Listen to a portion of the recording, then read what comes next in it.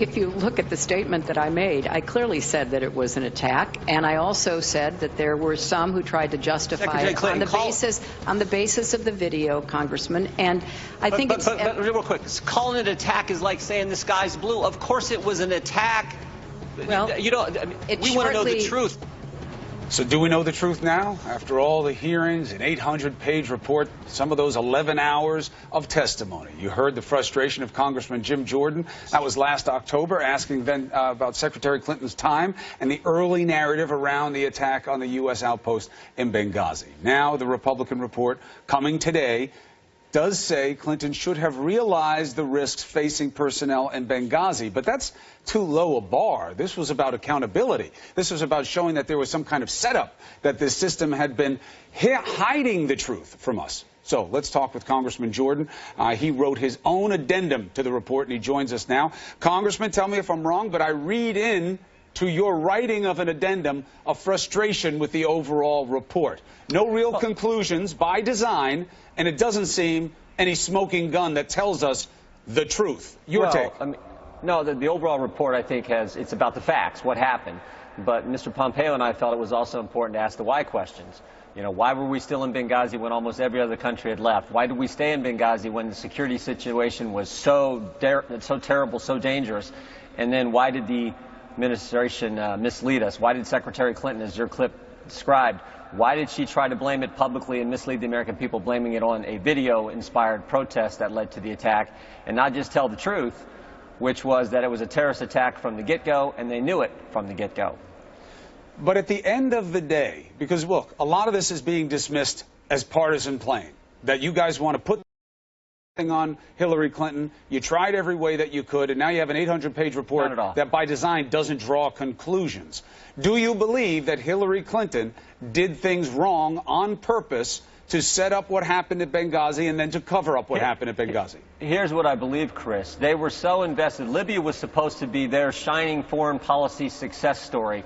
They were so invested in this and so committed to this that they didn't look at the facts. When Gaddafi was thrown out in August of 2011, the next 13 months there were 200 security incidents. There's an assassination attempt on the British ambassador. One DSA agent who went there and came back described Benghazi like this. He said it's a suicide mission. Everyone is going to die. So that was the security posture, but they were so invested in this they had to stay, and then 9/11 2012 happens, and there's a terrorist attack, and they're 56 days before an election. And so the evidence shows rather strongly that they misled the American people and says, we can't tell the truth. We can't talk about how bad the security situation was. We can't talk about the fact that this was a terrorist attack. We have to mislead the American people because we are just 8 weeks before an election. This was supposed to be our legacy. So let's say it was caused by the video. And they stuck with that message publicly, even though privately they were conveying the truth to everyone and saying it was a terrorist attack. Like the email that Secretary Clinton sent to her daughter the night of the attack, where she said, we know terrorists killed 2 of our people. That's what she said privately, but publicly that same night, while Tyrone Woods is still on the roof of the annex, she's telling the American people some have sought to justify this vicious behavior as a response to inflammatory material on the internet. That was the problem. But as you know, no administration should do that. But as you know, and as we've discussed before, Secretary Clinton says that she was getting different reports on the intelligence, and that was the reflection of the different statements. And nothing that we've, you guys didn't give us the whole report. You only gave us 200 pages. We'll get some later, but we can discuss that another time. But do you have anything to prove that she knew one thing but said something else, that it wasn't about changing intelligence? Yeah, we have her statements, because while the she says the statements changed because the intel changed. But the point is, Chris, the intel did change, but her statements didn't. They were consistently publicly they blamed the video, and consistently privately they said it was a terrorist attack, because the people in Libya knew right from the start there was no protest.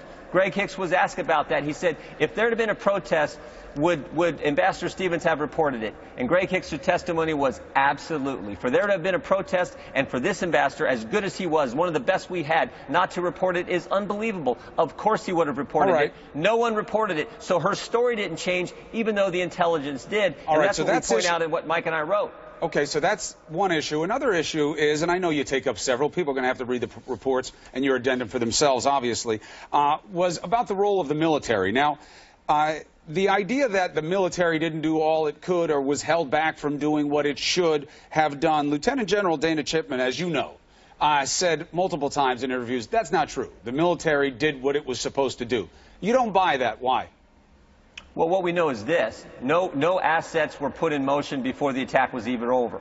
No assets ever got to Libya until 23 hours after the attack had started, and they didn't get to Benghazi. They got to Tripoli.